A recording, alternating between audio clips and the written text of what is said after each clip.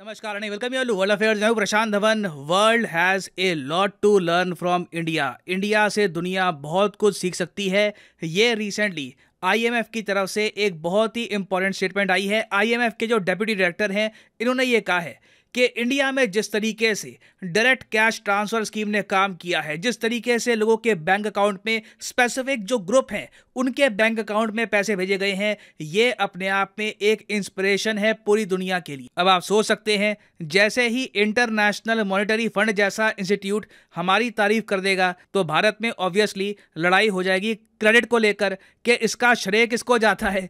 तो ये भी देख के इंटरेस्टिंग लगा कि इंडिया में जो दो मेजर पॉलिटिकल पार्टीज हैं इस बात को लेकर भिड़ गई ऑनलाइन कि जी ये आईएमएफ की तारीफ है, इसकी रिस्पॉन्सिबिलिटी किसको जाती है। मगर आईएमएफ ने सिर्फ तारीफ नहीं करी है, आईएमएफ ने यह भी कहा है कि इनकी प्रेडिक्शन के हिसाब से 2028 के आसपास भारत बन जाएगा दुनिया की तीसरी सबसे बड़ी अर्थव्यवस्था। मगर भारत के सामने अभी भी एक बहुत ही बड़ा चैलेंज है कि अगर चाइना के बराबर जाना है इकोनॉमिकली, या फिर इवन मैं कहता हूं चाइना की इकोनॉमी का 50% भी बनना है ना, तो उसके लिए अभी और भी हमको मेजर रिफॉर्म चाहिए होंगे। और उन रिफॉर्म्स के बारे में आईएमएफ के चीफ इकोनॉमिस्ट पियर ओलिवेयर ने मेंशन भी किया है। तो इन डेप्थ डिस्कस करेंगे यहाँ पर बातचीत क्या हुई है, भारत के लिए क्या लेसन्स है, भारत के लिए क्या तारीफ थी, बहुत कुछ आपको जानने को मिलेगा। मगर आगे बढ़ने से पहले आपसे क्वेश्चन पूछूंगा। क्वेश्चन यहाँ पर यह है कि इनमें से वो कौन सा देश है जो आज भी इंटरनेशनल मॉनेटरी फंड का मेंबर नहीं है। ये है यहाँ पे आपकी options, Iran, north Korea, Russia या फिर वेनेजुएला। कमेंट सेक्शन में करिए उत्तर, सही आंसर मैं आपको दूंगा वीडियो के अंत में। नाउ भारत की जब प्रेज आई आईएमएफ के डेप्यूटी डायरेक्टर की तरफ से, इन्होंने ये कहा कि भारत से पूरी दुनिया बहुत कुछ सीख सकती है क्योंकि इंडिया अपने आप में एक ह्यूमंगस कंट्री है। आप अगर यूरोप और यूएसए की आबादी को कंबाइन कर दो तब भी भारत की आबादी के आसपास के नंबर भी नहीं आते। तो इतना एक ह्यूमंगस कंट्री, इतनी बड़ी पॉपुलेशन, और वहां पे जिस तरीके से हमने कैश ट्रांसफर स्कीम को, डायरेक्ट कैश ट्रांसफर स्कीम को प्रॉपरली ऑपरेट किया है, ये एक लॉजिस्टिकल मार्वल है। मार्वल मतलब कि अद्भुत है अपने आप में। क्योंकि इंडिया ने देखो ऐसा नहीं तो किया नहीं है कि फ्री में सारी आबादी को पैसे बांट दिए। हमने फिर ये भी ध्यान दिया कि जिन लोगों को पैसे की आवश्यकता है पर्टिकुलरली उनको टारगेट किया। फॉर एग्जांपल किसानों को टारगेट किया, सिर्फ किसानों के बैंक अकाउंट में पैसे जाएंगे। उसके अलावा काफ़ी प्रोग्राम्स हैं जहां पर जो बुजुर्ग लोग हैं सिर्फ उनके अकाउंट में जाते हैं पैसे। काफ़ी प्रोग्राम्स हैं जहां पर महिलाओं पर फोकस किया जाता है, महिलाओं को मिलते हैं पैसे।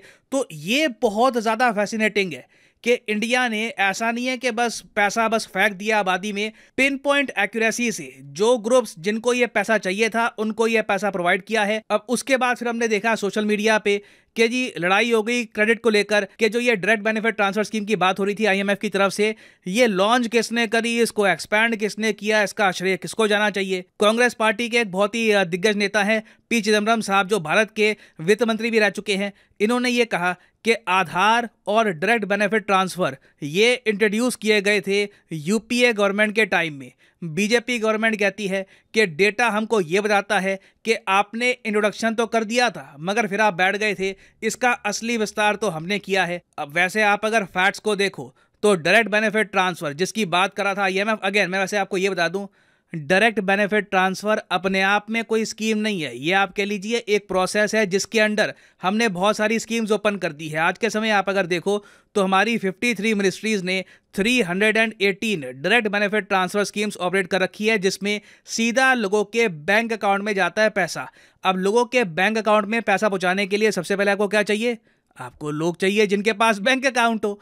तो लोगों का जो बैंक अकाउंट ओपन किया गया है वो अपने आप में इंडिया में रेवोल्यूशनरी स्टेप था। उसी के आधार पे आप देख रहे हो कि बहुत सारी स्कॉलरशिप्स, उसके अलावा कृषि उन्नति योजना, प्रधानमंत्री फसल बीमा योजना, ये नेशनल फूड सिक्योरिटी मिशन, ये हम और ज्यादा प्रॉपरली इंप्लीमेंट करवा पा रहे हैं। करप्शन इन स्कीम्स में ऑलमोस्ट गायब हो चुका है। नहीं तो आप इमेजिन करो कि अगर हमारे पास टेक्नोलॉजी ना होती, क्या ये सब स्कीम्स हम बिना करप्शन के कर पाते? पूरे भारत में ऑफिसेज खोलने पड़ते, लोग लाइन में लगकर अपने पैसे लेते। अब लोगों को पैसा मिल रहा है, नहीं मिल रहा, उसमें भी करप्शन होता। तो ये मैं कहूँगा कि भारत ने जिस तरीके से टेक्नोलॉजी को यूज करके इन स्कीम्स को इंप्लीमेंट किया है, ये बात देखकर आईएमएफ कह रहा है कि पूरी दुनिया को भारत से सीखना चाहिए। और डायरेक्ट बेनिफिट ट्रांसफर आप अगर देखो तो लॉन्च किया था डॉक्टर मनमोहन सिंह जी ने जनवरी 1, 2013 में। मगर जब 2013 में इसको लॉन्च किया गया ना, तब ये कुछ ज़्यादा ऑपरेशनल इसकी कैपेसिटी थी नहीं, क्योंकि जैसे मैंने आपको बताया अगर आपको एक बड़ी आबादी को पैसा देना है तो वहां पे आपको दो चीजें चाहिए होगी। पहली चीज है इंटरनेट, सस्ता मोबाइल इंटरनेट इसके लिए बहुत इंपॉर्टेंट है, जो हमने देखा कि 2015-16 के बाद बहुत ही तेजी से भारत में फैल गया थैंक्स टू जियो की वजह से। बाकी कंपनीज ने भी जो मोबाइल रेट्स हैं अपने वो काफ़ी हद तक कम कर दिए। फिर हमने ये भी देखा कि प्रधानमंत्री जन धन योजना को जैसे जैसे हमने इम्प्लीमेंट किया, फाइनेंशियल इंक्लूजन हुआ, एक बड़ी आबादी के बैंक अकाउंट ओपन किए गए, तो उसके बाद हमने देखा कि हमारे देश में properly DBT direct benefit transfer scheme का इम्प्लीमेंटेशन हुआ और लाखों करोड़ों रुपए देश की बड़ी आबादी को डायरेक्टली ट्रांसफर किए गए उनके बैंक अकाउंट में। तो अगर हम वैसे बात करें क्रेडिट की, तो आप ऑनलाइन भी जाओगे ना, कभी ब्रिटानिका या कोई इंसाइक्लोपीडिया ओपन करोगे कि डायरेक्ट बेनिफिट ट्रांसफर इंडिया में कैसे आया, इसको कैसे लॉन्च किया, तो वहां पर भी सिंपली यही लिखा होता है, launch by doctor Manmohan Singh, expanded by Narendra Modi. और मेरे हिसाब से ये अपने आप में बहुत ही पॉजिटिव साइन है कि हमारे देश में इस बात को लेकर राजनीति होती है कि आईएमएफ ने जो यहाँ पर प्रेस करी है, ये प्रेस कौन लेकर जाएगा, भारत की तरक्की किसने करी थी, कौन ज्यादा टेक्नोलॉजी लेके आया था। अच्छी बात है, मेरे हिसाब से ये हेल्दी कंपटीशन होना चाहिए पॉलिटिकल पार्टीज के बीच में, इससे इवेंचुअली फायदा देश को ही होगा। मगर यहाँ पे मैं मेंशन करना चाहूंगा कि आईएमएफ ने सिर्फ भारत की तारीफ नहीं करी। पियर ओलिवर जो आईएमएफ के चीफ इकोनॉमिस्ट हैं, इन्होंने ये भी कहा कि इंडिया जी बिल्कुल एक ब्राइट लाइट है इकोनॉमी की, बिल्कुल दुनिया में अंधेरा है, भारत में उजाला है, अच्छी बात है, मगर भारत को अगर $10 ट्रिलियन इकोनॉमी बनना है, नॉमिनल जीडीपी की मैं बात कर रहा हूं, तो उसके लिए अभी भी की स्ट्रक्चरल रिफॉर्म्स की आपको आवश्यकता है। की स्ट्रक्चरल रिफॉर्म्स की जब ये बात करते हैं तो इन्होंने मेंशन भी किया है कि कहां पर भारत को फोकस करने की आवश्यकता है, तभी भारत जेन्युइनली चाइना से compete कर पाएगा। क्योंकि अभी आप अगर देखो तो स्थिति ये है कि चाइना की नॉमिनल जीडीपी के हिसाब से 2022 में जो इनकी इकोनॉमी है ये $20 ट्रिलियन के आसपास है। जी हाँ, चाइना बहुत आगे निकल चुका है, $20 ट्रिलियन। हम अभी तक 4 के आंकड़े को भी नहीं छू पाए हैं, हम बहुत पीछे हैं चाइना से इस मामले में।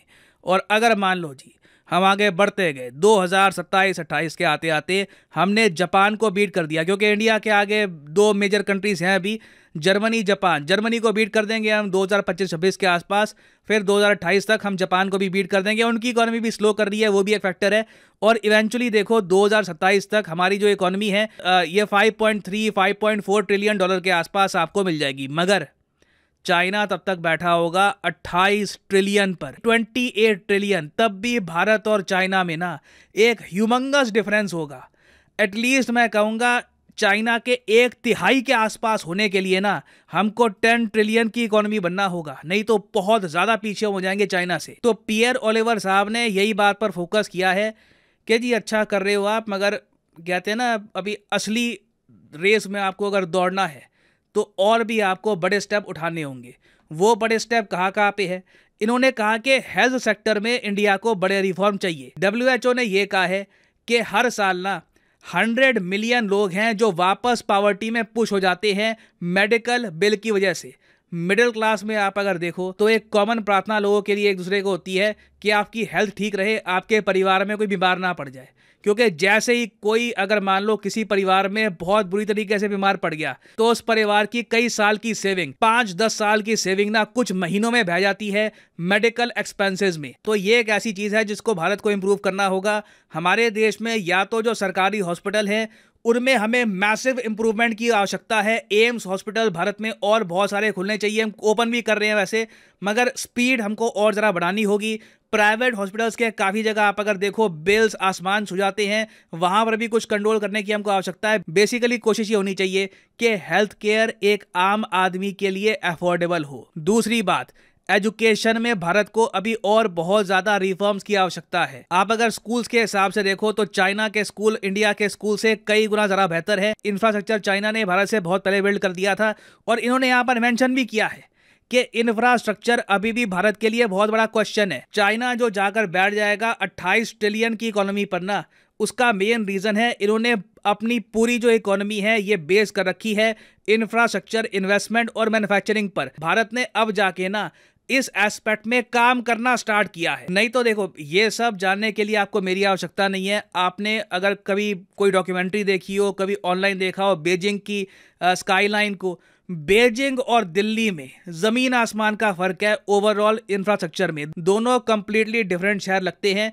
तो हमें देखिए अभी बहुत ज़्यादा आगे तरक्की करने की आवश्यकता है। हमारे पास दो ऑप्शन है, एक तो है कि तारीफ में खुश रहो, दूसरी बात यह है कि आलोचना पर भी फोकस करो। मैं ये कहता हूं कि जो आपके आलोचक होते हैं ना, वो आपके दोस्त होते हैं, क्योंकि वही आपको इम्प्रूव करने के लिए मोटिवेट करते हैं। अगर आप तारीफ में कंफर्टेबल हो गए तो आप वहीं पे सिमट के रह जाओगे, आप इंप्रूव नहीं करोगे लाइफ में। तो भारत का एक बड़ा प्लान है, हम लोग गति शक्ति पे भी फोकस कर रहे हैं। भारत का $1.2 ट्रिलियन का प्लान, जिसके अंडर हम बहुत सारी जो फैक्ट्रीज है चाइना की, वो इंडिया में लाने की कोशिश कर रहे हैं। सेमीकंडक्टर मैन्युफैक्चरिंग हो रही है इंडिया में, कोशिश की जा रही है कि इंडिया एक बड़ा मैन्युफैक्चरर बने और सेमीकंडक्टर, मगर ये सब करने में टाइम लगेगा। We need to implement all the schemes properly. Speed यहाँ पर बहुत ही इंपॉर्टेंट है, और अगर हम प्रॉपर टाइम पर सही टाइम पे सही रिफॉर्म लेंगे तभी जाकर चाइना के 1/3, या फिर अगर मान लीजिए बड़ी मेहनत कर ली तो चाइना की इकोनॉमी का 50% के आसपास बन पाएंगे इन नॉमिनल टर्म्स। जानता हूं सुन के थोड़ा डिमोटिवेटिंग लगता है, मगर आपको ये भी देखना होगा कि चाइना ने काफ़ी जगह सही निर्णय भी लिए हैं, कई सैक्रिफाइसेस भी किए हैं, तो जाकर इनको ये ऊंचाइयां मिली है। तो अभी के लिए डेफिनेटली मैं कहूँगा कि दुनिया हमसे बहुत कुछ सीख सकती है, मगर हम भी कई और देशों से बहुत कुछ सीख सकते हैं। A lot to know, a lot to discuss as always. Now वापस आते हैं क्वेश्चन की तरफ कि which of the 3 countries are not a member of IMF। इनमें से कौन सा देश है जिसका कोई भी रिलेशन नहीं IMF के साथ। सही उत्तर यहाँ पे है option B, the country of North Korea. इसलिए आपने देखा होगा काफी बार आर्टिकल्स पब्लिश होते हैं कि क्या हम फाइनली कर सकते हैं कि नॉर्थ कोरिया फाइनली IMF को ज्वाइन कर ले, क्योंकि नॉर्थ कोरिया आज भी IMF का मेंबर नहीं है। और हाँ, फाइनली यहाँ पर मैं ये भी ऐड कर दूं कि अनअकैडमी की जो स्पेशल सेल चल रही है अभी 20% डिस्काउंट ऑन ऑल कोर्सेज, आज रात 12 बजे हो जाएगी खत्म। तो अगर आप एक कोर्स परचेज करना चाहते हैं किसी एग्जाम का, चाहे SSC bank, NEET, IIT, JEE bank, आप परचेज कर सकते हैं। आज रात 12 बजे से पहले आपको 20% का फ्लैट डिस्काउंट मिलेगा। फॉर एग्जाम्पल, लेट्स से आप प्रिपेयर करना चाहते हैं UPSC का कोर्स, तो इस लिंक पर करिए क्लिक और यहाँ पे आपके सामने खुलेगा ये पेज। ये जो प्राइसेस हैं ये आपको पे करने की आवश्यकता बिल्कुल भी नहीं है। सिंपली यहाँ पर कोड आप डालेंगे PD10 और आप देखोगे प्राइसेस अपने आप गिरना स्टार्ट हो जाएंगे। You will be able to save a lot of money. याद रखिए आज रात 12 बजे ये ऑफर खत्म हो जाएगा। So while the offer is active, save money, use the code PD10। So इसी नोट के साथ ये वीडियो का अंत। Thank you for listening and as always God bless you all.